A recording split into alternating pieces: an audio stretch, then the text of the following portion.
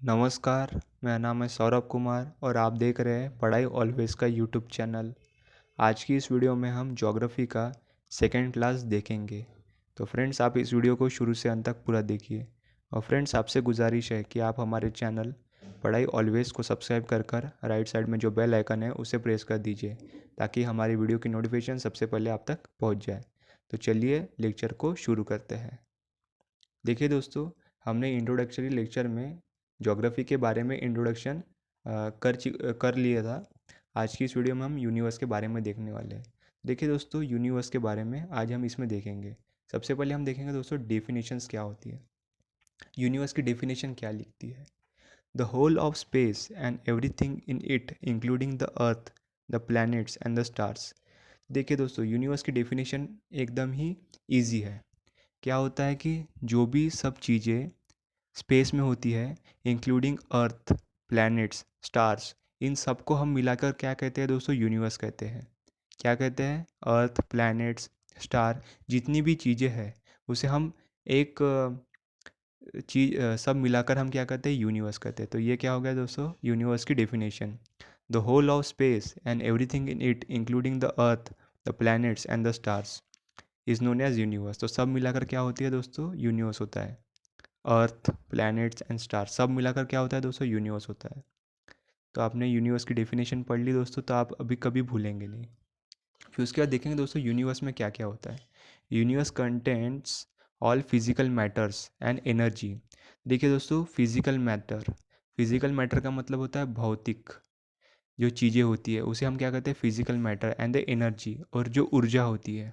Universe contain all physical matters and energy, the planet, star, galaxy and the contents of intergalactic space. तो देखिए दोस्तों, जैसे हमने अर्थ, planet, star, उसी में जो सेकंड पॉइंट है हमारे यूनिवर्स का, वो क्या कहता है? उसमें भौतिक चीज़ें होती है, ऊर्जा होती है, प्लैनेट्स होते हैं, स्टार्स होते हैं, गैलेक्सी होती है, इंटर गैलेंटिक स्पेस होती है, गैलेंटिक स्पेस होती है। सब मिलाकर क्या होता है दोस्तों? यूनिवर्स होता है। तो हमारी यूनिवर्स की देखिए दोस्तों, ये दो डेफिनेशंस हो गई। यानी डेफिनेशन का पहला पॉइंट वो था दोस्तों, the whole earth, planets and stars. और सेकंड इसमें देखिए दोस्तों, फिजिकल मैटर भी हो गया, उसमें ऊर्जा भी हो गई।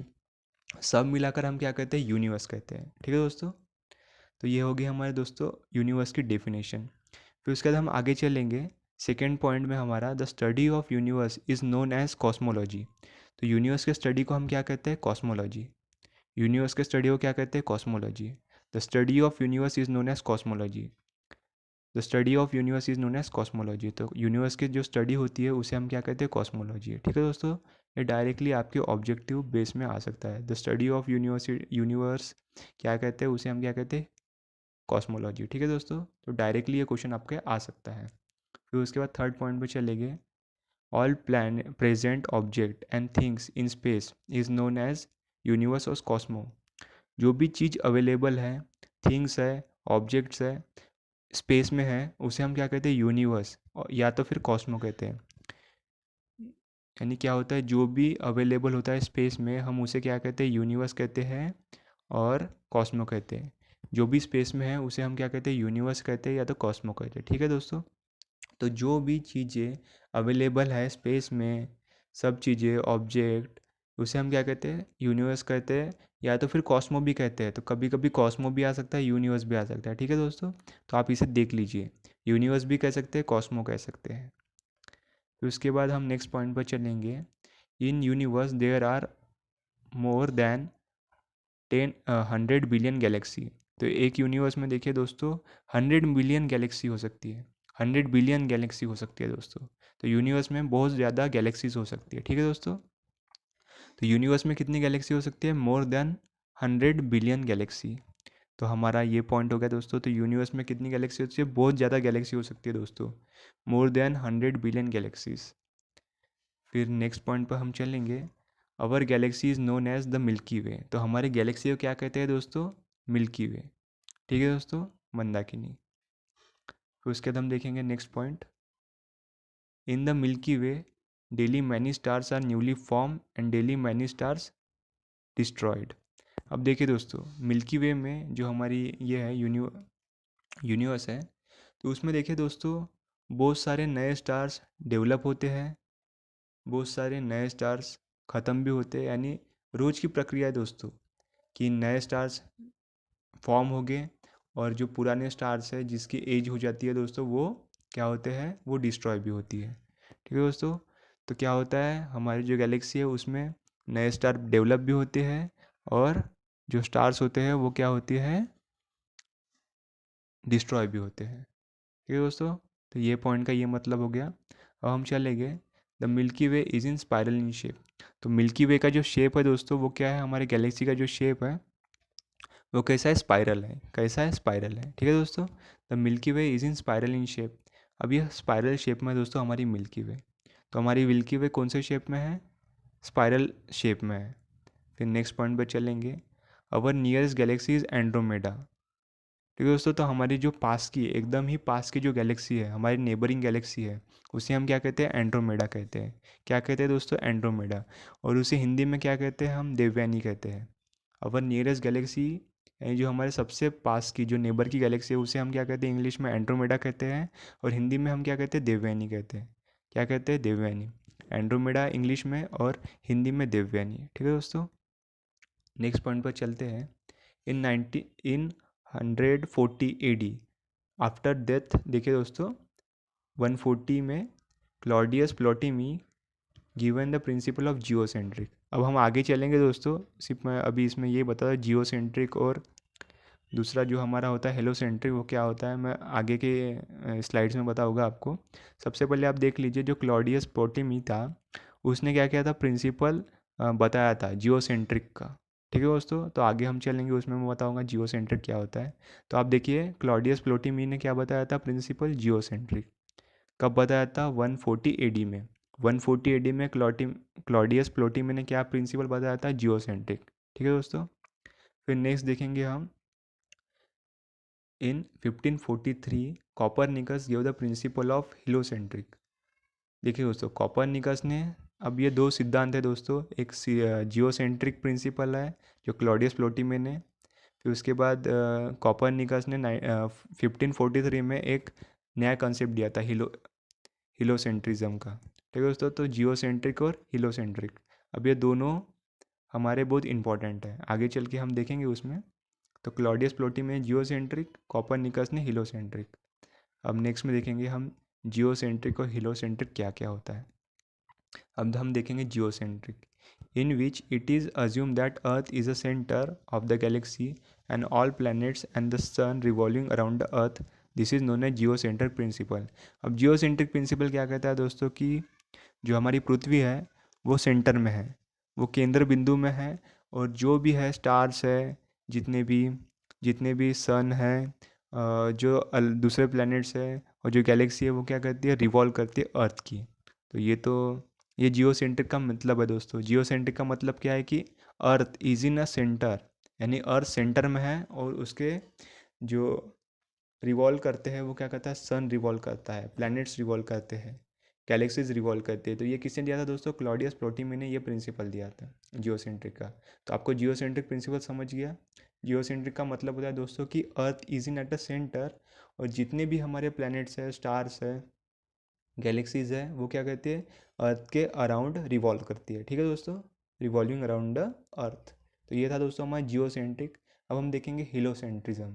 अब हिलोसेंट्रिक में क्या होगा दोस्तों, इसमें हम पढ़ेंगे इन विच, हिलोसेंट्रिक का, in which it is consider that and after of around 12 centuries, यानी 12 सेंचुरी के बाद, यानी 1200 ईयर्स तक हम क्या करते थे, जियोसेंट्रिक प्रिंसिपल को ही हम यूज़ करते थे। ठीक है दोस्तों, जियोसेंट्रिक प्रिंसिपल 12 सेंचुरीज तक, यानी 12 सेंचुरीज तक वही हमने चला है जियोसेंट्रिक। फिर उसके बाद जब हमारा कॉपरनिकस साहब आए थे, उन्होंने हिलोसेंट्रिज्म का बताया था हमें। तो हिलोसेंट्रिज्म इन 1543 द जियोसेंट्रिज्म मॉडल इज़ रिजेक्टेड। जो क्लॉडियस प्लोटिमी का जो मॉडल था जियोसेंट्रिक का, वो कॉपरनिकस ने रिजेक्ट किया था दोस्तों। ठीक है, तो इसमें ये बताया गया है। अब हिलोसेंट्रिक में हम देखेंगे क्या होता है। In heliocentric it is that the centre of galaxy is sun. अब इसमें क्या बताया था दोस्तों, हिलोसेंट्रिक में जो आज भी रेलिवेंट है, जो हमें पता ही है दोस्तों, यही हमारा इम्पोर्टेंट है। जियोसेंट्रिक में तो वो बात ही रिजेक्ट हो गई थी। हीलियोसेंट्रिक में क्या है दोस्तों कि जो हमारा जो सन होता है वो सेंटर होता है, और जितने भी प्लैनेट्स होते हैं और हमारा अर्थ भी हो गया, उसके जो अराउंड होता है, यानी सन के अराउंड रिवॉल्व करता है। तो जो हम बचपन से पढ़ते आ रहे हैं कि सन के अराउंड सब परिक्रमा करते हैं उसका, तो वही है दोस्तों, अराउंड सन, यानी ये हीलियोसेंट्रिज्म था दोस्तों। किसने दिया था? कॉपरनिकस ने। बहुत इंपॉर्टेंट है दोस्तों, आपको डेट भी याद होनी चाहिए, 1543।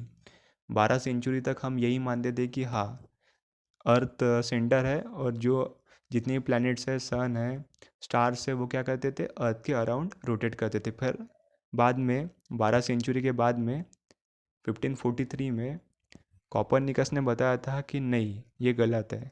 उसने हीलियोसेंट्रिज्म का क्या किया था? प्रिंसिपल बताया था, जिसमें सन क्या है, हमारा सेंटर में है और उसके रिवॉल्व करती है अर्थ, ऑल प्लैनेट्स, और हमारा स्टार सब क्या करते हैं? उसके अराउंड क्या करते हैं? रिवॉल्व करते हैं। ठीक है दोस्तों, तो ये हमने क्या किया था, इसमें हीलियोसेंट्रिज्म में हमने बताया था। तो जियोसेंट्रिज्म में क्या है दोस्तों? अर्थ इज़ अ सेंटर, और हीलियोसेंट्रिज्म में क्या है? सन इज़ अ सेंटर। ठीक है दोस्तों, तो ये था हमारा हीलियोसेंट्रिज्म। किसने दिया था? कॉपरनिकस ने। तो उसके बाद हम आगे चलेंगे। हाँ देखिए दोस्तों, अभी क्या है हमारे नेक्स्ट स्लाइड में, बिग बैंग थ्योरी। उसमें हम पढ़ेंगे the single large explosion that some scientist created the universe. ठीक है दोस्तों, तो सिंगल लार्ज एक्सप्लोजन हुआ था। तो बहुत सारे जो साइंटिस्ट हैं उनका मानना है कि big bang theory, the single large explosion, यानी एक बहुत बड़ा विशाल विस्फोट हुआ था। उससे क्या होता है दोस्तों, यानी बिग बैंग हुआ था, विस्फोट हुआ था, उससे यूनिवर्स क्रिएट हुई है। ये सम यानी कुछ साइंटिस्टों का उनका विश्लेषण है। उनका कुछ उन्होंने उसमें रिसर्च किया कि ऐसे हमारी जो यूनिवर्स है वो डेवलप हो गई होगी। ठीक है दोस्तों, तो क्या है, सबसे पहला एक बहुत विशाल विस्फोट हुआ था जिससे हमारी यूनिवर्स बनी थी। हम सेकेंड पॉइंट में चलेंगे। Big bang theory was a explosion occur 13 billion year ago, यानी 13 बिलियन ईयर अगो एक एक्सप्लोजन हुआ था, एक विस्फोटक हुआ था, जिससे जिसे हम बिग बैंग कहते हैं, उससे हमारी यूनिवर्स बनी थी। ये साइंटिस्टों का कहना है।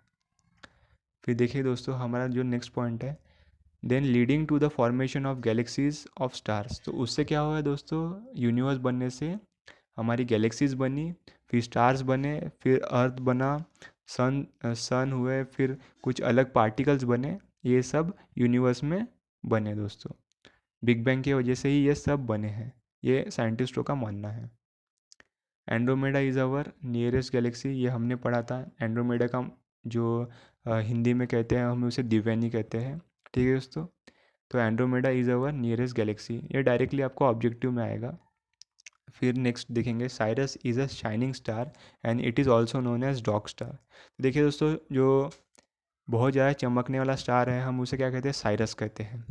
और उसे हम और एक अलग नाम से जानते हैं, जिसे हम डॉग स्टार भी कहते हैं। तो साइरस भी कहते हैं जो शाइनिंग स्टार है, और हम उसे डॉग स्टार भी कहते हैं। ठीक है दोस्तों, तो शाइनिंग स्टार कौन है? साइरस है, और उसे हम क्या कहते हैं? डॉग स्टार भी कहते हैं। ठीक है दोस्तों, तो ये हमारा पॉइंट हो गया। फिर हम नेक्स्ट पॉइंट पर चलेंगे। Proxima Centauri is a nearest star to the sun. अब देखिए दोस्तों, जो प्रोक्सिमा सेंचुरिया है वो नियरेस्ट स्टार टू सन है। अब सन भी एक स्टार ही है दोस्तों, जो अपनी खुद की एनर्जी जनरेट करता है, अपनी खुद का लाइट बनाता है, उसे हम स्टार कहते हैं। तो जैसे हर स्टार के पास खुद की लाइट होती है, सन के पास जैसे खुद की लाइट है, तो ये भी एक स्टार हो गया दोस्तों। तो Proxima Centauri is a nearest star to the sun. तो प्रोक्सिमा सेंचुरिया क्या है दोस्तों? एक नियरेस्ट स्टार, यानी बहुत ही पास का जो हमारे नेबरिंग स्टार है, वो क्या है? प्रोक्सिमा सेंचुरिया। सन के जो सबसे नेबरिंग में है वो क्या है? Proxima Centauri. तो हमने इसमें देखिए दोस्तों, समझ लिया कि Proxima Centauri is our nearest star.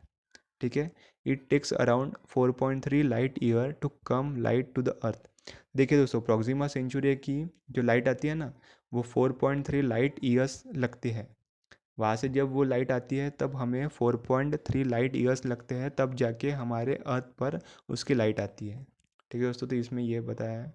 फिर नेक्स्ट पॉइंट पे चलेंगे। In 1609 Galileo invented telescope and the first time to study और to try to study the space. अब गैलीलियो ने 1609 में इन्वेंट किया था टेलीस्कोप। तो टेलीस्कोप से मदद से फिर उन्होंने क्या किया, बहुत सारे स्पेस में, गैलेक्सीज़ में, यूनिवर्स में उन्होंने रिसर्च शुरू करना चालू कर दिया। रात को देखना चालू कर दिया क्या क्या होते हैं, कौन से स्टार्स होते हैं, सब उन्होंने उसमें ट्राई टू स्टडी करना चालू किया स्पेस के बारे में। ठीक है दोस्तों। तो 1906 में गैलीलियो ने क्या इन्वेंट किया था, टेलीस्कोप। तो गैलीलियो ने क्या इन्वेंट किया था, टेलीस्कोप। तो आपको ये डायरेक्टली ऑब्जेक्टिव में आ सकता है। ठीक है दोस्तों। और उन्होंने पहला प्रयत्न किया था कि वो स्टडी कर सके स्पेस की। ठीक है दोस्तों। तो किसने प्रयत्न किया था स्टडी करने का, गैलीलियो ने प्रयत्न किया था स्टडी करने का स्पेस का। फिर उसके बाद हम देखेंगे दोस्तों, तो total number of stars in the universe is 10⁻12 22। तो टोटल नंबर ऑफ स्टार्स कितने हैं दोस्तों यूनिवर्स में, 10⁻22। तो ये हमारा लास्ट पॉइंट था दोस्तों आज का। तो टोटल नंबर ऑफ स्टार्स कितने हैं यूनिवर्स में, एक कहा जाता है कि 10⁻22। ये परफेक्ट नंबर नहीं है, इससे भी ज़्यादा हो सकते हैं और ज़्यादा ही होंगे। हमने सिर्फ उसका एक अंदाज लगाया है कि टोटल नंबर ऑफ स्टार्स है यूनिवर्स में वो 10⁻22 है। तो दोस्तों ये था आज का हमारा लेक्चर सेकेंड क्लास ज्योग्राफी की। हम एक बार इसे देख लेते हैं और एक बार। अब देखिए दोस्तों, यूनिवर्स में क्या क्या होता है। फिजिकल मैटर, भौतिक कुछ चीज़ें होती है, एनर्जी होती है, प्लैनेट्स होते हैं, स्टार्स होते हैं, गैलेक्सीज होते हैं, सब मिलाकर हम एक यूनिवर्स कहते हैं। हमारी यूनिवर्स, स्टडी ऑफ यूनिवर्स को क्या कहता है, कॉस्मोलॉजी कहता है। स्टडी ऑफ यूनिवर्स को क्या कहते हैं, कॉस्मोलॉजी कहते हैं। और pleasant object things space is known as universe. Universe में क्या होता है, सब चीज़ें, ऑब्जेक्ट थिंग्स स्पेस सब बनी होती है, जिसे यूनिवर्स भी कहते हैं और हम क्या कहते हैं, कॉस्मो भी कहते हैं। The universe are more than there are more than 10 billion galaxies। 100 billion galaxies हो सकती है। ठीक है दोस्तों, एक यूनिवर्स में। उसके बाद हम देखेंगे, इसमें बताया गया है मिल्की वे में रोज़ नए स्टार्स बनते हैं और डेली नए स्टार ख़त्म भी होते हैं, यानी डिस्ट्रॉय भी होते हैं, फॉर्म भी होते हैं। Spiral in shape, milky way spiral in shape में है। हमारे जो नियरेस्ट नेबरिंग गैलेक्सी है उसे हम एंड्रोमेडा कहते हैं। हमने नाम दिया दोस्तों एंड्रोमेडा, और उसे हिंदी में देवयानी कहते हैं। अब क्लॉडियस प्लॉटी मैंने जियोसेंट्रिक सिद्धांत दिया था और कॉपरनिकस ने प्रिंसिपल ऑफ हेलोसेंट्रिज्म बताया था। अब जियोसेंट्रिज्म रिजेक्ट हो गया था दोस्तों, उसमें बताया गया था कि अर्थ इज़ अ सेंटर और उसके जो रिवॉल्व करते वो सन, स्टार, ऑल प्लैनेट्स उसका रिवॉल्व करते। तो ये हमारी जो थ्योरी थी जियोसेंट्रिज्म की, जो क्लॉडियस प्लॉटी मैंने बताई थी, वो हमारी जो प्रिंसिपल है वो रिजेक्ट हो गया था। फिर उसके बाद हमारा हीलोसेंट्रिज्म, ये देखिए दोस्तों, हीलोसेंट्रिज्म था वो कॉपरनिकस ने बताया था। 12 सेंचुरी हम यही मानते थे कि अर्थ इज़ अ सेंटर, पर नहीं, 1543 के बाद ये बदल गया और जियोसेंट्रिज्म मॉडल को हमने रिजेक्ट कर दिया था। फिर हीलोसेंट्रिज्म मॉडल जो सबसे, यानी जो ही ये है रेलिवेंट है, वो था दोस्तों कि sun is a centre and all the body planets including earth सब उसके चारों तरफ ही रिवॉल्व करती है। ये इसमें बताया गया था हीलोसेंट्रिज्म के बारे में। फिर बिग बैंग थ्योरी में बताया था कि एक विशाल विस्फोट हुआ था, एक्सप्लोजन हुआ था, उससे यूनिवर्स बनी है। फिर 13 बिलियन ईयर अगो ये बिग बैंग हुआ था, ये इसमें बताया गया है। उससे क्या हुआ है दोस्तों कि बहुत सारी गैलेक्सीज बनी है। Andromeda is our nearest Galaxy. तो हमारी जो सबसे नेबरिंग गैलेक्सी है वो कौन सी है, एंड्रोमेडा है। फिर साइरस जो होता है उसे हम जो डॉग स्टार भी कहते हैं, वो सबसे ज़्यादा यानी हमारे स्पेस में दिखने वाला सबसे ज़्यादा शाइनिंग स्टार है। ठीक है दोस्तों। तो कौन सा है, सीरियस है, जिसे हम डॉग स्टार भी कहते हैं। प्रोक्सिमा सेंचुरिया जो हमारी सबसे नेबरिंग, सन के जो सबसे नेबरिंग में जो स्टार है, उसे उसका जो प्रकाश आने के लिए, उसका जो प्रोक्सिमा सेंचुरिया जो है उसकी लाइट आने के लिए 4.3 लाइट ईयर्स लगते हैं अर्थ पे आने के लिए। और गैलीलियो ने 1609 में टेलीस्कोप को इन्वेंट करके उसके बाद हमने पूरे स्पेस की स्टडी करना शुरू कर दिया दोस्तों। तो ये गैलीलियो ने ये इन्वेंट किया था टेलीस्कोप। और हमारा जो लास्ट पॉइंट है, total number of stars in the universe 10⁻22 है, तो इसमें ये बताया गया है। तो फ्रेंड्स ये था हमारा ज्योग्राफी का सेकंड क्लास। तो फ्रेंड्स आपको ये वीडियो कैसा लगा मुझे कमेंट में बताइए। वीडियो को लाइक करिए, चैनल को सब्सक्राइब करिए। Keep smiling. थैंक यू, धन्यवाद।